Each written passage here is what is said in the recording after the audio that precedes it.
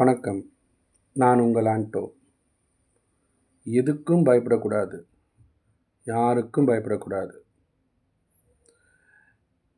இந்த பயம்ன்ற வார்த்தைக்கு முக்கியமான காரணமே நம்ம மனசு தான்.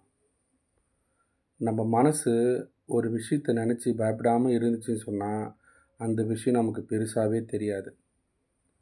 ஒரு வேளை ஒரு சின்ன விஷயத்த கூட நம்ம மனசு அதையே யோசித்து, அது என்னவா இருக்கும், ஏதா இருக்கும், அது எப்படி போகும் அப்படின்னு அதையே திரும்ப திரும்ப திரும்ப நினச்சிட்டு இருக்கும்போது தான் பயம் ரொம்ப அதிகமாகிட்டே இருக்கும்.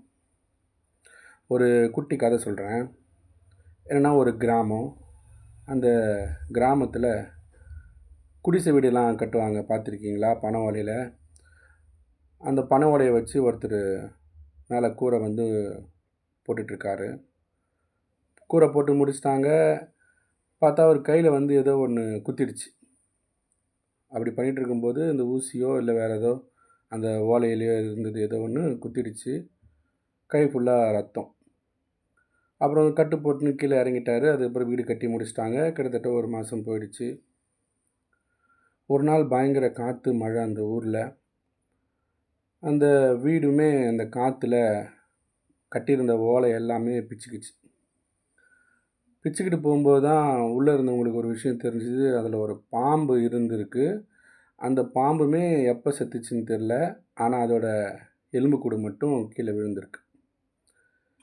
இந்த விஷயத்த வந்து அவர்கிட்ட சொல்கிறாங்க. அதாவது அந்த வீடு கட்டினார் இல்லையா, அந்த கூரை போட்டார் இல்லையா, அவர்கிட்ட வந்து சொல்கிறாங்க. அவர் என்ன அதை நினச்சிக்கிட்டார்னா, அன்னைக்கு அவர் கையில் குத்திச்சு இல்லைங்களா, ஏதோ ஒன்று குத்திச்சு, ரத்தம் வந்தது.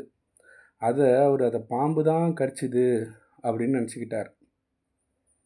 நினச்சவர் பாம்பு தான் நம்மளை உண்மையாகவே கடிச்சிடுச்சு அப்படின்ற ஒரு அனுமானத்தில் அதையே நினச்சி நினச்சி நினச்சி நினச்சி கொஞ்ச நாள் இறக்கவும் செய்கிறார். ஆனால் அந்த வீடு கட்டி முடித்து கிட்டத்தட்ட 3-4 வாரத்துக்கு மேலே ஆயிடுச்சு.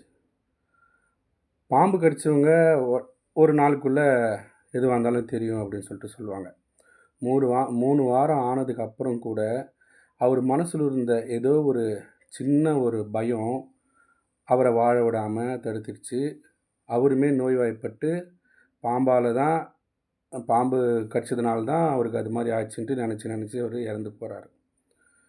ஸோ இல்லாத ஒரு விஷயத்தையே நம்ம மனசில் ஏற்றுட்டோன்னு வச்சுங்களேன், அது என்ன ஆகுதுன்னா, அது அப்படியே வளர்ந்து வளர்ந்து வளர்ந்து வளர்ந்து பெருசாக தான் போயிடுதே தவிர, அதை யோசிக்காமல் விட்டு பாருங்களேன்.